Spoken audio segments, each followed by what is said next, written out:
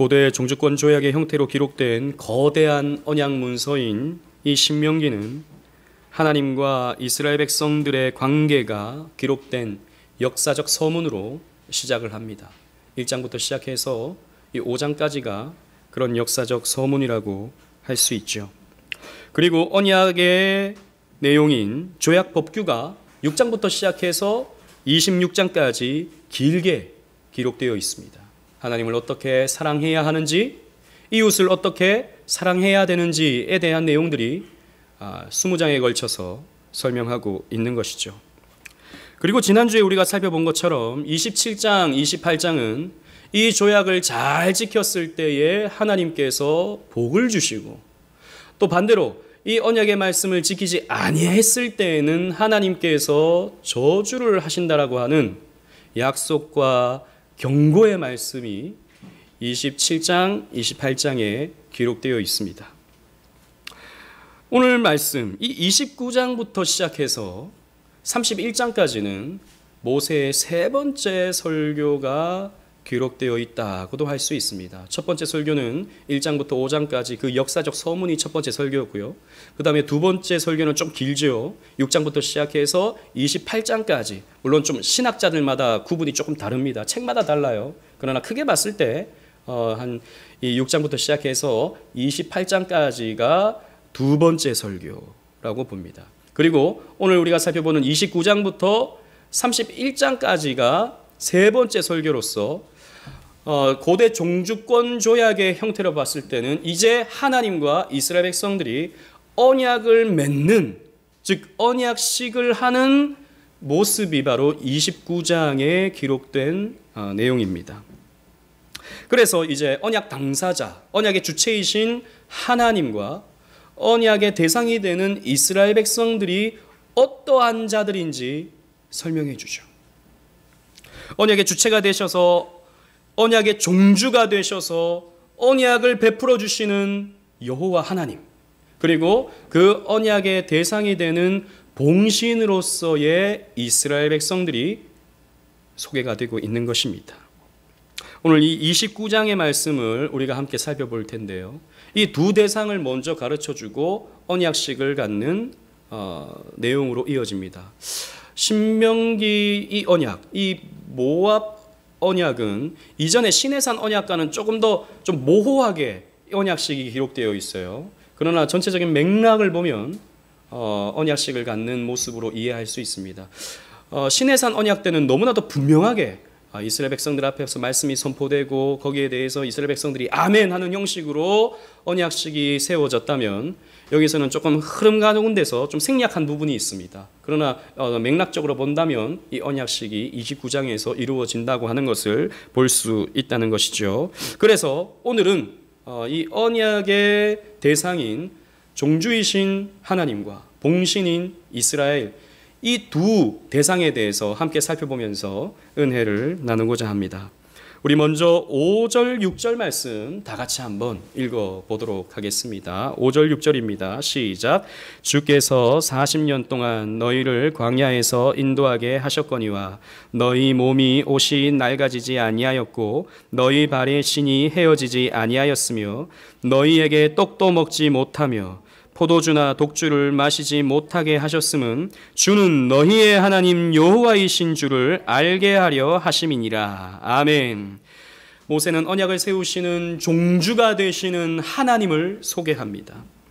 그러면서 하나님은 이 40년 동안의 너희를 인도하신 하나님이다 라고 하면서 하나님이 이렇게 너희들을 돌보셨다라고 하는 것을 설명하고 있습니다. 그러면서 이 하나님이 바로 너희의 하나님이다 라고 말씀하고 있어요.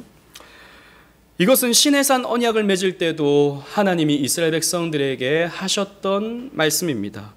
우리 주보를 보실까요? 레위기 26장 12절 말씀 다 같이 한번 읽어보도록 하겠습니다. 시작. 나는 너희 중에 행하여 너희의 하나님이 되고 너희는 내 백성이 될 것이니라. 아멘. 이것이 사실 하나님이 이스라엘 백성들과 언약을 맺으시려고 하는 핵심적인 이유입니다. 하나님은 이스라엘 백성의 하나님이 되어주시기를 원하셔요. 그리고 이스라엘 백성들은 하나님의 백성이 되시기를 원하시는 것입니다. 이것은 소유격이죠. 그러니까 하나님의 소유가 되게 하시고 싶으신 것입니다. 또 우리 또한 하나님이 우리의 하나님이 되도록, 우리의 소유가 되도록, 물론 하나님은 우리의 소유가 될 수 없죠. 그러나 마치 그러한 것처럼 하나님이 우리의 하나님이 되어주시기를 원하신다는 것입니다. 그래서 우리가 부부관계에 있어서 우리 아내, 사실 우리 아내라는 말은 좀 틀린 말이에요. 우리 남편이란 말은 어떻게 우리가 될 수 있습니까? 나의 남편, 나의 아내가 되는 것이죠. 자신의 소유가 되는 것입니다. 나는 당신의 것, 당신은 나의 것이 되는 것이 사실 부부관계가 되는 것이죠. 마찬가지로 하나님은 우리의 소유가 되어주시기를 원하시고 또 우리는 하나님의 소유가 되는 것이 언약의 핵심인 것입니다.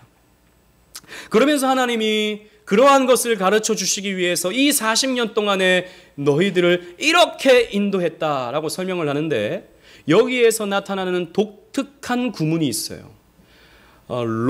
히브리어 로로 시작하는 구문이 4번 반복이 됩니다. 이 로라는 말은 무엇이 아니다 라는 말이에요. 그러니까 문장 앞에 로가 붙으면요, 이것은 부정문이 되는 것이죠. 영어로 표현하면 not이 되는 것입니다. 예를 들자면 이런 거예요. 호세아서를 보면 호세아가 아들을 낳습니다. 아들 이름이 로암미예요. 로암미. 암미라는 말은 백성이라는 말입니다. 그러니까 로암미는 그럼 무슨 뜻입니까? 백성이 아니다라는 것이죠.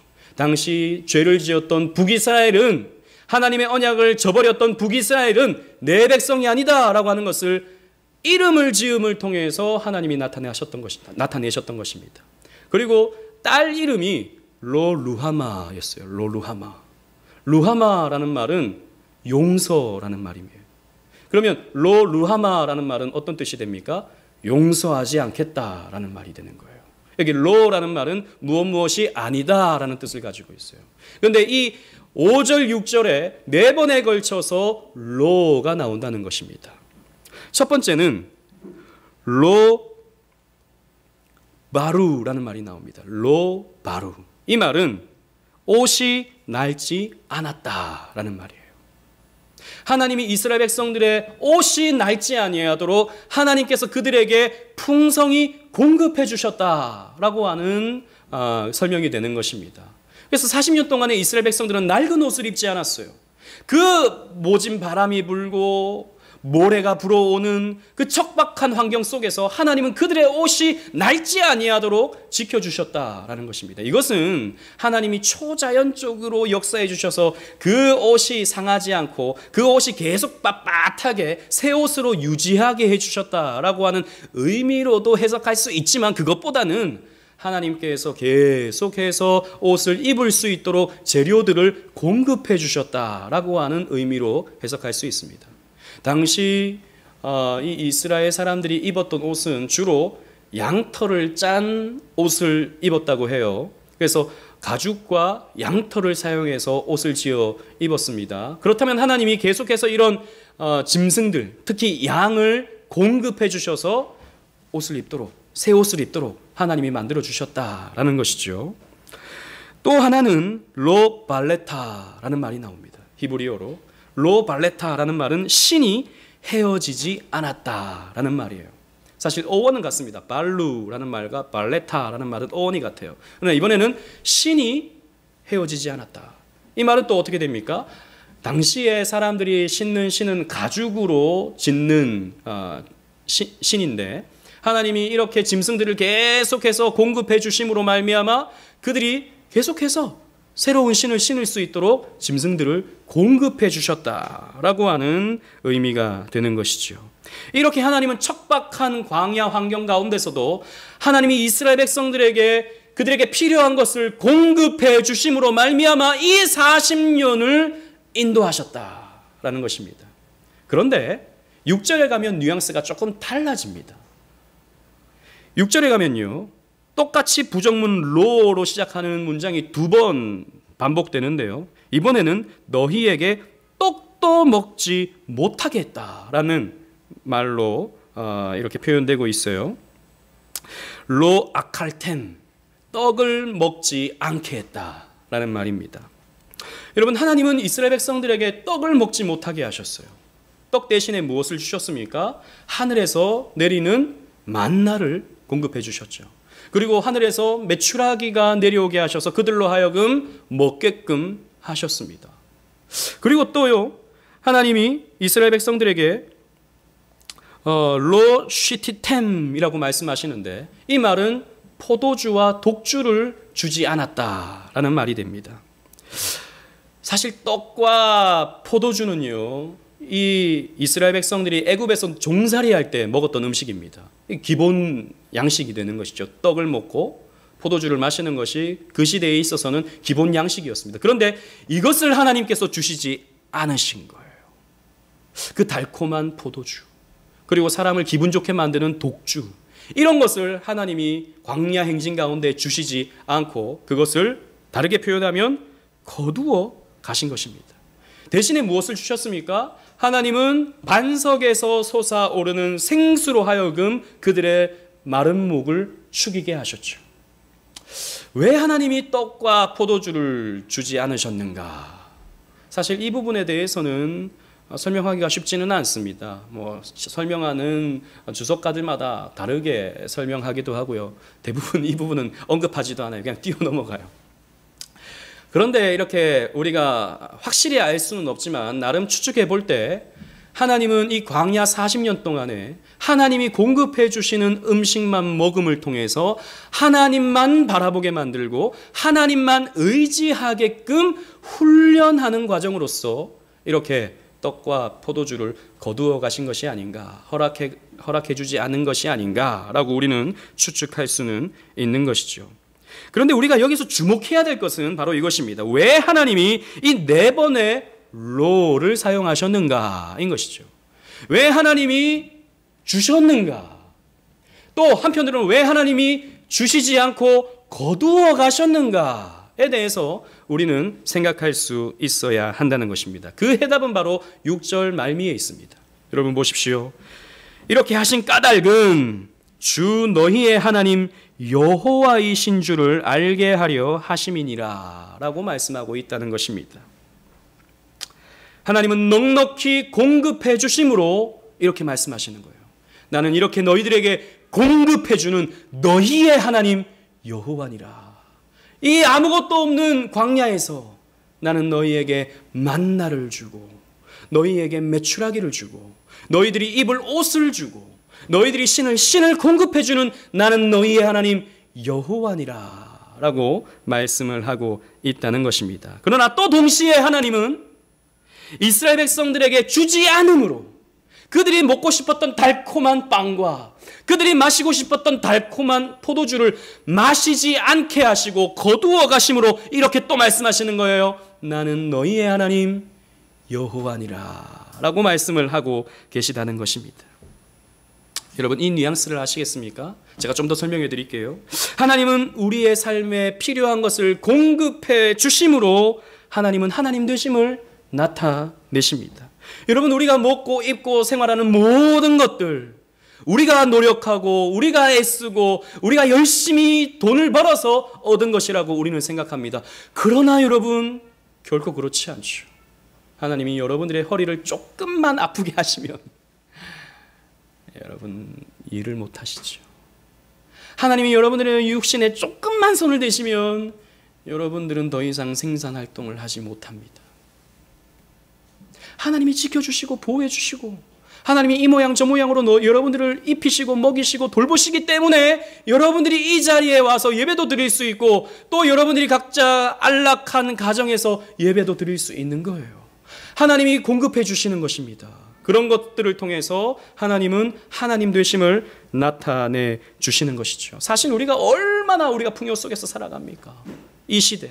우리가 아무리 힘들다 하지만 코로나 때문에 어렵다 하지만 사실 우리가 조선시대 왕보다도 더 잘 먹고 산다고요. 조선시대 왕이 망고 먹어봤을까요? 안 먹어봤어요. 망고가 뭔지도 몰랐어요. 한겨울에 딸기 먹어봤겠습니까? 세종대왕이 못 먹어봤어요. 우리나라는 지금 비닐하우스 이런 거 해가지고 우리 먹고 못 먹는 게 없죠 우리가. 물론 우리 더 맛있는 거 못 먹어서 조금 아쉬움은 있지만 조선시대 왕보다도 우리 더 잘 먹습니다. 여러분, 이 모든 것이 하나님이 공급해 주시는 것입니다. 고마울 줄 모르고 감사할 줄 모른다면 그것은 교만한 것이지. 그래서 하나님은 우리에게 공급해 주시면서 나는 너희의 하나님 여호와다라고 우리의 삶의 한 부분 한 부분을 통해서 가르쳐 주시는 거예요.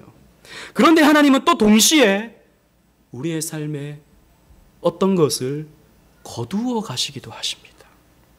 그래서 우리가 먹고 싶은 것을요, 하나님은 거두어 가시기도 하시고요, 건강을 거두어 가시기도 하시고요, 우리가 누리던 여러 가지의 것들, 평소에 우리가 당연하게 누리던 것들, 이런 것들을 하나님께서 거두어 가심을 통해서 하나님은요 우리에게 말씀하신다고요. 그래서 우리가 결핍에 시달리기도 하고 몸이 아파 낙심하게 되기도 하고 어려움 속에 빠져 허우적대기도 하면서 어떻게 됩니까? 우리는 하나님을 붙잡게 되죠. 하나님을 바라보게 됩니다. 하나님 도와달라고, 하나님 살려달라고, 하나님 한 번만 나를 건져달라고 우리가 하나님을 바라보게 됩니다. 하나님은 그러한 방식을 통해서 우리에게 말씀하시는 거예요. 나는 너희의 하나님 여호와니라. 거두어 가시는 방식을 통해서도 하나님은 하나님 되심을 나타내고 계시는 것입니다. 여러분, 우리가 겪고 있는 이 네 번째 코로나 이 대유행도 마찬가지입니다. 여러분, 우리는 오늘 이 예배를 드리면 앞으로 2주가 될지 4주가 될지 6주가 될지 우리는 가늠하기가 힘들지만 계속해서 온라인으로 예배를 드리게 됩니다. 저는 참 너무 아쉬워요. 좀 이렇게 좀 될 것 같이 보이면 또 막 이렇게 막 확진자가 급증해서 또 흩어져야 되고, 물론 온라인으로 우리가 하지만 또 한계가 있죠. 또 이 코로나가 이렇게 퍼지게 되면 또 자영업 하시는 우리 성도님들도 어려움을 겪게 되죠. 우리는 이런 상황 속에서 우리는 이렇게 질문할 수 있습니다. 왜 하나님이 막아주시지 않지? 좀 계속되면 좀 될 것 같은데, 사람들이 이제 좀 모이기 시작해서 좀 이렇게 이 활동도 하고 저 활동도 할 수 있을 것 같았는데 왜 하나님이 이번에 또 막아주시지 않고 왜 또 우리로 하여금 흩어지게 만드시지? 왜 나로 하여금 이렇게 어렵게 만드시고 나로 하여금 이렇게 핍절하게 만드시지? 우리는 이렇게 질문할 수 있습니다. 그러나 여러분, 하나님이 대답하셔요. 나는 너의 하나님 여호와니라 라고 말입니다. 여러분, 우리 뜻대로 다 되면요, 우리 생각만큼 다 되면요, 우리는 교만해집니다. 내가 열심히 하니까 이만큼 되었어. 내가 이만큼 노력하니까 이만큼 내가 열매를 내가 나타냈지. 내가 하는 만큼 되는 거야 라고 생각합니다. 그러나 아니요. 아닙니다. 하나님이 거두어 가시면요, 우리의 것은 아무것도 없습니다. 그래서 하나님은 뜨문뜨문 거두어 가시는 거예요. 하나님 바라보라고, 하나님 의지하라고. 네 생각대로 네 판단대로 하는 것이 아니라 나를 의지하면서 너는 살아가야 한다고. 특히 이 교회도 마찬가지입니다.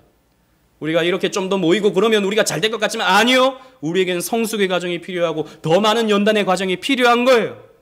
그래서 하나님은 이러한 과정들을 우리 교회에도 허락해 주시는 것입니다. 최근에 가장 인기 있는 어떤 작가가 있다면 유발 하라리라고 하는 작가일 것입니다. 이 사람은요, 예루살렘에 있는 히브리 대학의 역사학 교수입니다. 혈통적으로는 유대인이지만 이 사람은 무신론자예요. 이 사람은 시대를 해석하고 진단하는 사피엔스라는 책을 썼었는데 이 책이 대히트를 했습니다. 저도 이 책을 가지고 있어요. 그 다음으로 쓴 책이 호모 데우스라는 책인데요. 이 호모 데우스라는 말, 사실 이 말을 우리나라 말로 이렇게 표현해 보면 인간신이라는 뜻입니다. 이 책은 2017년도에 발간이 되었는데요. 이 책의 내용을 앞부분을 조금 요약하자면 이런 내용입니다.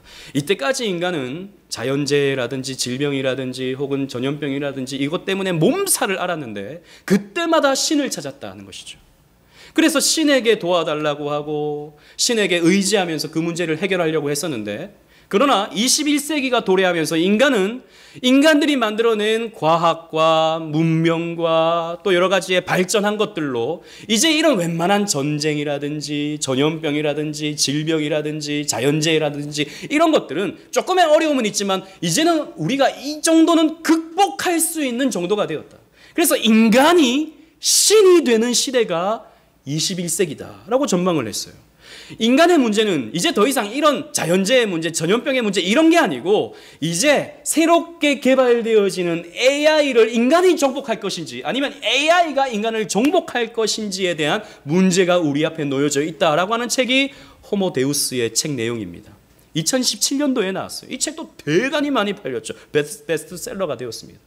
그런데 여러분 2019년도에 코로나가 터져버렸어요. 인간이 극복할 수 있다라고 당당하게 외쳤던 이 전염병이 터져버렸습니다. 그런데 어떻게 되었죠? 우리가 지금 이 코로나를 극복하고 있나요? 이 정도쯤은 아무것도 아니야 라고 그냥 웃어버릴 수 있는 시대가 되었습니까? 아니요. 그렇지 않았습니다. 이 전염병 때문에 우리는 우리가 누리고 있던 일상을 잃어버리게 되었어요. 우리가 누리던 그 신앙의 자유, 지금도 신앙의 자유는 누리고 있지만 마음껏 모이고 마음껏 예배하고 마음껏 교제하고 하는 것을 우리는 잃어버리게 되었어요. 경제적으로, 정치적으로 심각한 위기 속에 지금 놓여지게 되었습니다. 또 어느 정도 백신으로 좀 극복하나 했더니 델타 변이가 일어나서 2배나 더 많은 전염력을 지금 나타내고 있는 것이죠. 여러분, 인간이 신이 된다고요. 인간이 신이 되었다고요. 이제 앞으로의 문제는 AI를 우리가 어떻게 정복할 것인가에 대한 문제라고요. 우스운 소리인 것입니다. 사실 이 역사는 반복돼요. 이렇게 똑같은 소리를 했던 사람들이 창조시대에 바벨탑을 지으려고 했던 사람들의 모습과 같던 것입니다. 우리가 힘을 모아서 우리가 성과 탑을 쌓아서 하늘에 닿자. 그래서 우리의 흩어짐을 면하고 우리의 이름을 내자 라고 했던 그 바벨탑을 지었던 사람과 이 유발 하라리의 말은 똑같은 말인 것입니다. 그러나 하나님이 내려오셔서 그들의 것을 거두어 가버리시죠. 그 언어의 하나됨을 거두어 가버리시죠. 이 코로나를 통해서 우리의 일상을 거두어 가시는 것입니다. 그래서 우리에게 말씀하시는 거예요. 이 교만한 너희들아, 너희들이 이것을 정복했다고 저것을 정복했다고 이제 너희들이 신이 되겠다고? 교만한 너희들아, 내가 너희들의 것을 거두어 가리라. 나는 너희의 하나님 여호와니라. 특히 우리 신자들에게 이렇게 말씀하시는 거예요. 하나님을 믿는 저와 여러분들에게 이렇게 말씀하시는 거예요. 우리가 이 풍요의 시대를 살아가면서 우리가 모든 것을 내가 먹고 싶은 것을 다 먹고 내가 하고 싶은 것 다 하고 내가 여행 가고 싶은 것 다 가는 이 시대 속에서 하나님은 우리의 일상을 거두어 가시면서 나는 너희의 하나님, 너희에게 예배를 받아야 합당한 너희의 하나님 여호와니라 라고 하나님 말씀하시는 거예요. 그래서 이 코로나 시대에 하나님은 우리에게 더욱 예배를 말씀하십니다. 여러분 기억하십시오. 흩어지면서까지 우리가 각자의 처소에서 각자의 골방에서 예배하는 저와 여러분들의 모습을, 그 간절하게 예배하는 모습을 하나님께서 보고 싶으신 것입니다. 똑똑히 기억하셔야 됩니다. 그래서 코로나라고 온라인으로 예배한다고 이 시간을 흐트러 보내고 나중에 그냥 영상 보면 되지 뭐 라고 생각하면서 그냥 그 시간을 흘려보내게 된다면 여러분, 하나님께서 여러분들에게 경고하실 것입니다. 그래서 하나님은 우리에게 주시기도 하시고요, 거두어 가시기도 하십니다. 이 네 가지 론은 이것을 가르쳐 주는 거예요. 하나님은 주시기도 하시고 거두어 가시기도 하시는 거예요. 이것을 통해서 하나님 우리에게 말씀하시는 거예요. 나는 너희의 하나님 여호와니라. 우리에게 필요 없는 것은, 또 훈련의 과정 속에서 우리에게 주어져야 할 것은 하나님께서 공급해 주시기도 하시고 거두어 가시기도 하시는 것입니다. 그러면서 우리는 이 아굴의 잠언을 기억해야 되죠. 잠언 30장 9절 말씀 다 같이 한번 주보를 보시고 읽어보도록 하겠습니다. 시작. 혹 내가 배불러서 하나님을 모른다 여호와가 누구냐 할까 하오며 혹 내가 가난하여 도둑질하고 내 하나님의 이름을 욕되게 할까 두려워함이니이다. 이 아굴의 기도는 우리가 잘 알고 있습니다. 하나님, 나로 하여금 부요하게도 마시고 가난하게도 마옵소서 라고 아굴은 기도했죠. 그렇게 기도하는 이유가 바로 이 구절에 기록되어 있는 것입니다. 내가 너무 부요해서 배부르면 하나님을 모를까 한다는 것입니다. 그러나 또 내가 너무 가난하면 도둑질하고 하나님의 이름을 욕되게 할까 두렵다라는 것입니다. 그래서 하나님 나로 하여금 너무 부욕해도 마시고 가난하게도 마옵소서라고 바울은 기도했던 것입니다. 우리는 이 기도는 잘하죠. 하나님 나로 하여금 너무 가난하게는 마시옵소서, 이 기도는 하는데 하나님 나를 너무 부요하게는 말아달라고 하는 기도는 좀 하기가 좀 그래요. 좀 부요했으면 좋겠으니까. 그러나 하나님은 지나친 부요함을 여러분들에게 주시지 않아요. 로또를 백날 사보십시오. 여러분들은 되는가? 저와 여러분 안 됩니다. 하나님 언약 백성은 주식을 사면 대박 안 터뜨려집니다. 뭐 요즘 암호화폐 이런 거 사면 막 어떤 사람은 뭐 10배가 튀었고 뭐 그러잖아요. 뭐 지금은 또 쫄딱 망했다고 난리긴 한데, 우리 경건한 그리스도인들은 그걸 하지도 않지만 해도 안 됩니다. 왜? 그런 돈이 우리에게 필요 없기 때문이에요. 그런 우리가 감당할 수 없는 돈이 우리에게 주어지면 내가 그 돈을 잘 쓸 것 같지만 아니요. 우리가 교만해집니다. 하나님을 찾지 않아줘요. 그 돈을 어떻게 쓸까 고민하면서 하나님에 대한 신앙을 깡그리 잊어버립니다. 여러분 경험해 봤잖아요. 여러분 지금까지 신앙생활 해오면서 여러분들의 신앙이 뜨거워질 때가 언제였습니까? 여러분들이 부요해질 때였습니까? 어려움 당할 때였습니까? 어려움 당할 때. 뭔가 문제가 막 해결돼야 될 때. 우리 대학생들은 고3 수험생 때 가장 뜨거워지죠. 주여 믿습니다. 취업할 때 가장 뜨거워져요. 하나님 인도하여 주시옵소서. 그런데 나중에 연봉이 오르고 이러면 뜨뜻미지근해지기가 쉬운 것입니다. 그래서 하나님은 우리로 하여금 지나치게 부유하게 만드시지 않으셔요. 또 우리로 하여금 너무 가난하게 만드시지도 않습니다. 코로나가 우리에게 다가오고 이게 지금 1년 반, 앞으로 뭐 2년이 될지 3년이 될지 우리는 가늠할 수 없지만 여러분 너무 걱정하지 마십시오. 하나님이 여러분들의 삶에 먹을 것과 입을 것을 책임져 주십니다. 아무도 아멘을 안 하시네요. 하나님이 여러분들의 삶을 책임져 주십니다. 예. 또 여러분 너무 기대하지 마십시오. 여러분들의 앞으로의 모든 삶이 여러분들이 원하는 대로 다 될 거라고 착각하지 마십시오. 여러분들이 필요 없는 것은 하나님께서 거두어 가실 것입니다. 우리 그걸 통해서 우리는 배우면 되는 것입니다. 아, 하나님이 이 4가지 로를 통해서 나는 너희 하나님 여호와다 라고 말씀해 주시는구나. 이것을 배우면서 우리는 하나님을 알아가면 되는 것입니다. 그래서 우리는 욥과 같이 고백할 수 있어야 되죠. 우리 주보를 보십시다. 욥기 1장 21절 말씀 다 같이 한번 읽어보도록 하겠습니다. 시작. 주신 이도 여호와시요 거두신 이도 여호와시오니 여호와의 이름이 찬송을 받으실지니이다. 아멘. 주신 자도 여호와시고 거두신 자도 여호와시다. 그분은 나의 하나님이시다.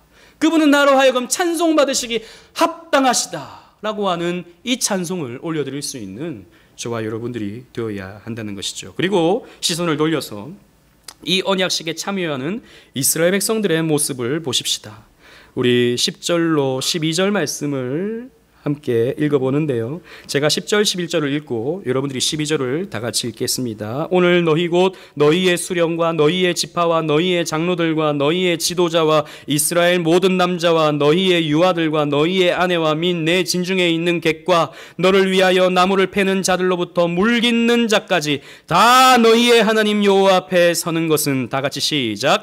내 하나님 여호와의 언약에 참여하며 또 내 하나님 여호와께서 오늘 내게 하시는 맹세에 참여하여. 아멘. 여러분 보십시다. 이 언약에 참여하는 자들을 보십시오. 모세가 이스라엘을 대표로 하지 않습니다. 혹은 여호수아가 이스라엘을 대표로 홀로 하지 않습니다. 장로들만이 아닙니다. 모든 이스라엘의 자들이 하나님 앞에 나와서 언약 앞에 맹세해야 했습니다. 남자, 여자, 유아, 심지어는 진중의 객과 나무를 패고 물 깃는 종들까지도 하나님은 언약에 참여하라 라고 말씀을 하고 있다는 것이죠. 여기에서 하나님은 인간을 어떻게 대우하시는지를 알 수 있어요. 언약 백성들을 어떻게 대우하시는지. 성별의 차이가 없습니다. 남자와 여자 동등하게 하나님 언약의 대상으로 삼아주시는 거예요. 세대의 차이가 없습니다. 어른과 유아 동등하게 다 하나님의 언약에 참여하는 것입니다. 신분의 차이도 없어요. 주인과 종이 다 언약에 참여하게 되는 것입니다. 이것은 무엇을 가르쳐 줍니까? 하나님 앞에서 언약 백성은 다 동등하다라는 언약이다라는 것입니다. 언약 백성은 다 하나님 앞에서 존중을 받는다라는 것을 가르쳐 주는 것입니다. 이것은 고대 근동 지역의 문화와 관습을 봤을 때 굉장히 독특한 것입니다. 왜냐하면 이 고대 근동 지역의 이 고대 사회에서는 이런 종교 의식에 있어서 주요 대상은 남자 어른이기 때문이에요. 여러분, 여자는요 주로 어떻게 이렇게 종교 의식에서 역할을 하냐면 주로 몇몇의 여자들은 영매, 그 신의 어떤 그 신을 받는 무당 같은 그런 역할을 했고요. 아이들은 하나님이 아니죠. 그 우상 신들에게 바쳐지는 제물로.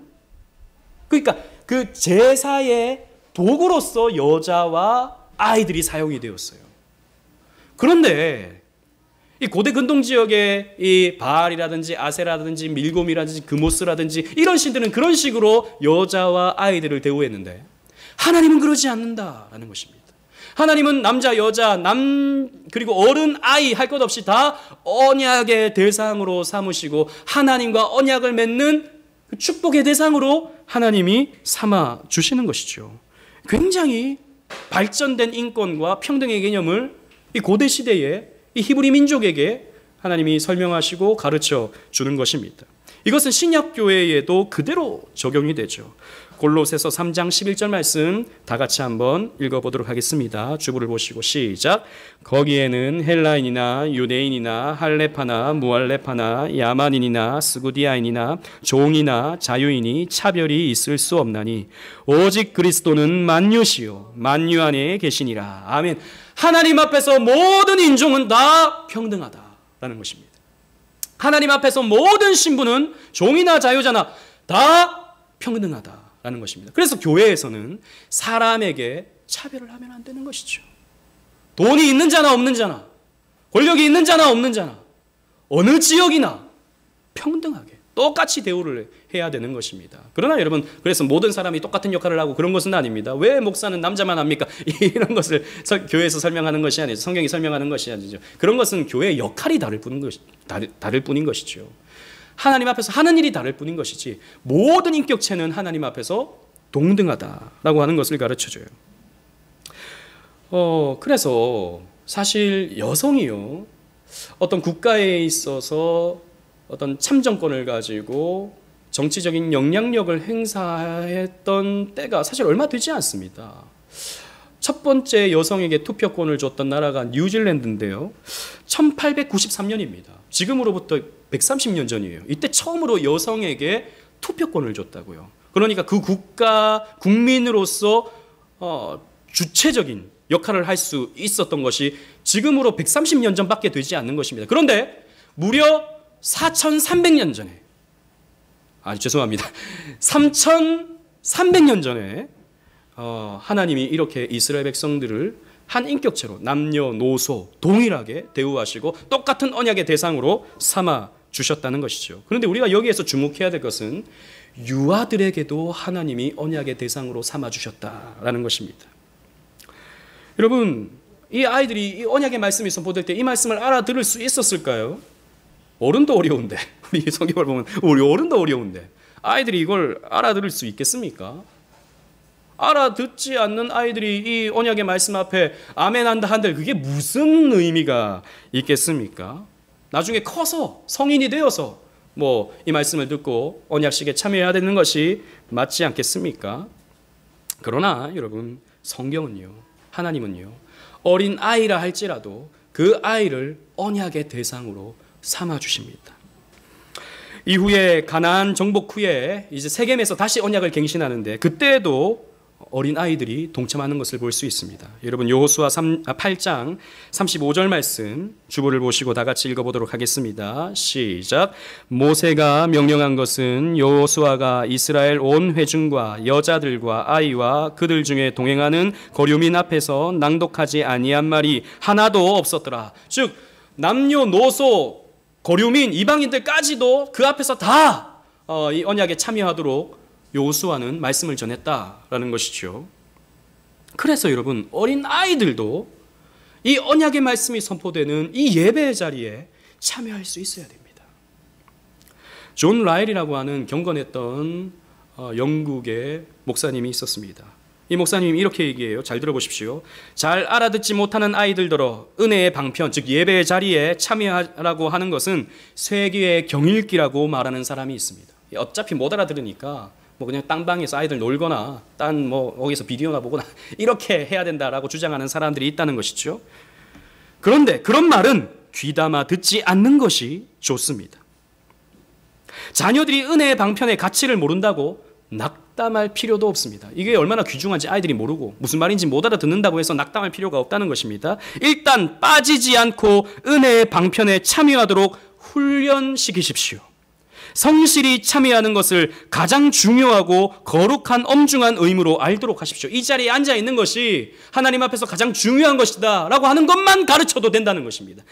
그러면 이를 통해 그들의 영혼이 복을 받을 때가 분명히 올 것입니다 라고 존 라일 목사님은 설명을 했어요.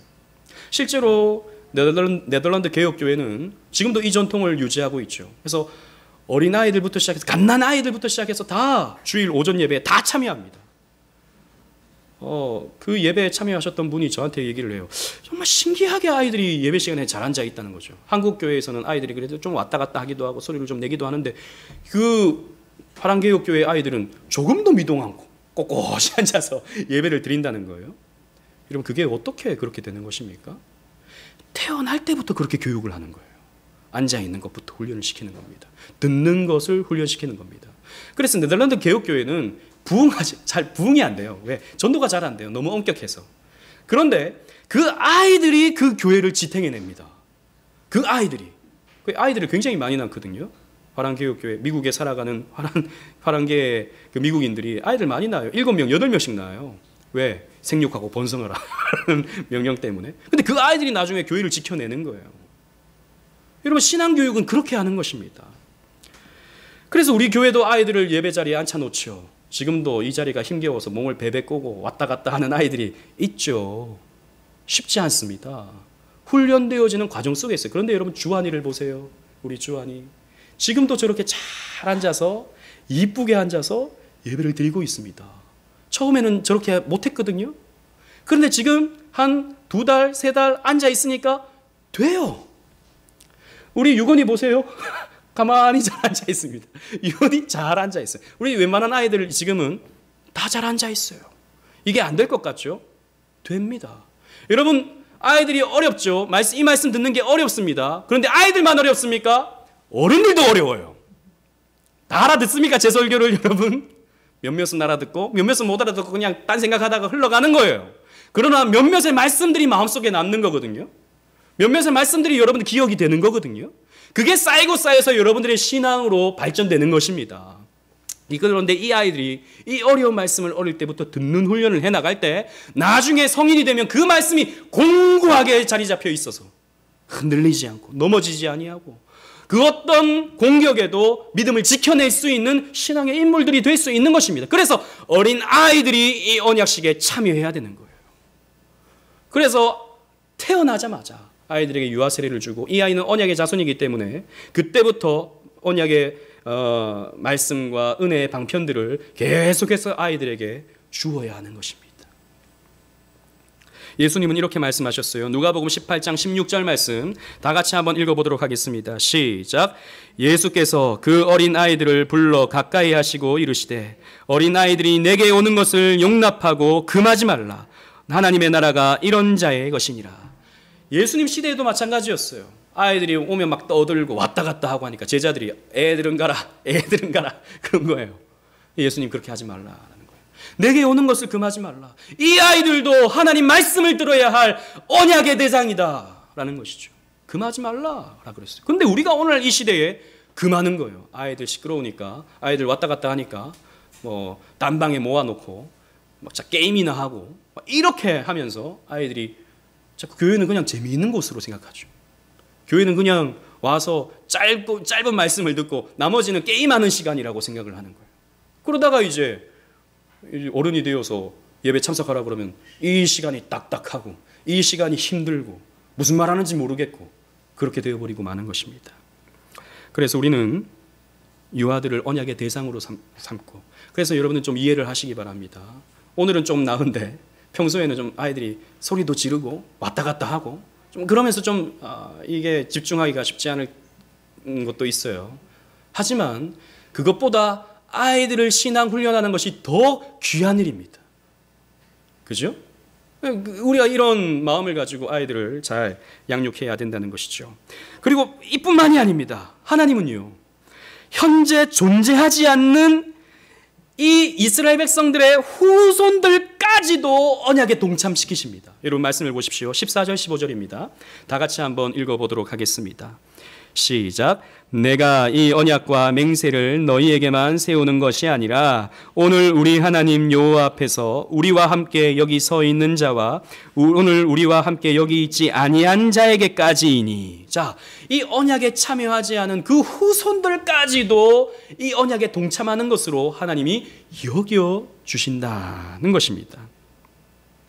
그래서 여러분, 우리가 그렇게 생각하죠. 아담이 선악과를 따먹은 게 왜 내 잘못이야? 그게 왜 내 죄가 돼? 라고 우리는 생각을 합니다. 그런데 그 아담은요, 아담이 하나님 앞에 언약을 맺을 때, 그 행위 언약을 맺을 때, 그 언약은 그 후손인 저와 여러분들을 포함해서 언약을 맺은 것이기 때문에 그 언약의 실패가 저와 여러분들에게도 영향을 미치는 거예요. 이 언약은 그 후손과도 연결되는 것이다 라는 것이죠. 분명한 것은 하나님은 생존하는 이스라엘뿐만 아니라 태어나지 않은 그 자손도 그 언약의 대상으로 여기고 은혜를 베풀어 주신다는 것입니다. 그래서 앞에서도 말씀드렸지만 아이가 태어나면, 믿는 가정에서 아이가 태어나면 아이에게 바로 유아세례를 주는 거예요. 왜? 이미 그 아이는 언약 안에 있기 때문에 언약의 표를 주는 것입니다. 그러면서 이 아이는 언약의 끈에 묶여있는 아이다 라고 하는 것을 공적으로 선언해 주는 것이죠. 그렇다면 여러분, 지금 이미 태어난 여러분들의 자녀는 어떻겠습니까? 당연히 태어나지 않은 자녀도 언약으로 매여 있다면 지금 여러분들의 자녀, 여러분들의 부모와 자녀과의 관계 속에서는 당연히 언약으로 묶여 있다라는 것이죠. 그래서 여러분들이 믿음을 가지게 될 때, 여러분들이 하나님 앞에서 언약을 신실하게 수행해 나가고 믿음을 나타내고 살아갈 때, 그것이 여러분들의 자녀와 여러분들의 손주까지도 영향을 미치게 됩니다. 그래서 우리 한조가 여기 앉아 있는데, 우리 한조가 10년쯤 지나면 아마 결혼해 있겠죠. 근데 지금 한조의 믿음이 앞으로 태어날 한조의 아들과 또 몇십 년 후에 태어날 그 한조의 손주까지도 영향을 미치는 거예요. 이게 언약의 계대성인 것입니다. 그래서 하나님의 언약은요, 그 부모로부터 시작해서 자녀에게 흘러갑니다. 이것을 오해하지 마세요. 부모님이 신앙이 있으면 자녀도 당연히 믿고 구원받을 수밖에 없다라는 말이 아니에요. 우리가 실존적으로 봐도 그렇지 않는 경우들이 많이 있죠. 부모가 아무리 신앙이 있어도 신앙이 엉망진창인 그런 자녀도 있습니다. 아무리 신실해도 마찬가지죠. 여러분, 그 사무엘을 보십시오. 사무엘만큼 훌륭한 그런 선지자가 없지 않습니까? 그런데 사무엘의 두 아들 요엘과 아비야 같은 경우에는요, 도둑놈들이었습니다. 성전에서 도둑질하는 도둑놈들이었습니다. 그렇게도 될 수 있는 거예요. 그런데 우리가 이 부분에 대해서 우리가 다 이해할 수 없고 다 이 부분에 대해서 어떤 논리적인 설명을 할 수 없지만 분명한 것은 부모의 그 신앙, 그 언약적인 은혜가 자녀를 통해서 흘러가는 것은 분명하다라는 것입니다. 그래서 여러분, 제가 말씀드리고 싶은 건 이거예요. 지금 여러분들의 자녀가 교회를 나오지 않고 신앙생활을 하지 않고 하나님에 대해서 심지어는 반대하는 마음을 가지고 있는다 하더라도 여러분, 지나치게 낙심하지 마십시오. 여러분들의 그 언약의 끈이 자녀의 영혼으로 연결되어 있다는 사실을 여러분 꼭 기억하시라는 것입니다. 그래서 여러분들이 자녀를 위해서 기도하고 여러분들이 그 끈을 놓지 아니하고 계속해서 하나님을 의지하면서 나아갈 때 하나님이 그 영혼을 만지시고 그 영혼을 돌이키실 때가 온다라는 것이죠. 그래서 바울이 전도를 할 때, 그 간수장에게 전도를 할 때 주 예수를 믿으라. 그리하면 너와 내 집이 구원을 받으리라 라고 했다고요. 예수를 믿으면 그 사람이 구원받습니다. 그런데 너와 내 집이 구원을 받으리라 라고 했다고요. 한 사람의 그 언약적인 축복이 자녀를 통해서 흘러가기 때문입니다. 그래서 가만히 있으면 안 되죠. 가만히 있으면 알아서 신앙생활 한다는 말이 결코 아닙니다. 그러나 여러분들이 그 언약을 붙들고 이 언약의 계대성을 붙들면서 자녀를 위해서 기도할 때, 여러분들의 또 손주들을 위해서 기도할 때 그 언약의 축복이 흘러가게 된다는 것입니다. 말씀을 맺겠습니다. 하나님은 지금도 일하시는 하나님이십니다. 이 예배의 자리에 나와 하나님을 예배하는, 또 각자의 처소에서 하나님을 예배하는 저와 여러분들에게 하나님은 주시기도 하시고 거두시기도 하시고 그러한 방법을 통해서 우리를 이끌어 가시죠. 그래서 나는 너의 하나님 여호와니라 라고 말씀하십니다. 그런데 하나님은 이 땅에 오신 그리스도를 통해서 피로 세우시는 새 언약까지 주셨습니다. 그래서 우리가 실패한다 하더라도, 이 언약 준수에 있어서 모자란다 하더라도, 이 언약의 말씀을 깡그리 잊어먹는 연약한 모습을 본다 하더라도 하나님은 우리를 실어버리지 아니하시고 예수 그리스도의 그 대속의 은혜로 말미암아 우리를 끝까지 지키시고 끝까지 보호하시고 끝까지 우리의 평생 가운데 주시기도 하시고 거두시기도 하시면서 은혜를 베풀어 주시는 것이죠. 그래서 이 언약에 참여한 저와 여러분들에게는 이 언약이 끊임없이 흘러가게 됩니다. 여러분 서약함으로 언약하셨지요? 언약에 동참하셨지요? 세례받을 때 내가 죄인임을 고백하고, 그래서 예수 그리스도가 나에게 필요하다는 것을 기억하고 하나님 한 분만을 신뢰하겠다고 고백했고, 교회의 관할과 치리에 복종하겠다고 여러분 서약하셨습니다. 그 서약 때문에 여러분들은 교회의 일원이 된 거예요. 또 다른 교회 다니시다가 우리 교회에 오신 분들도 마찬가지로 서약함을 통해서 이 교회의 일원이 되신 것입니다. 언약에 여러분들은 들어오신 거예요. 언약 안에.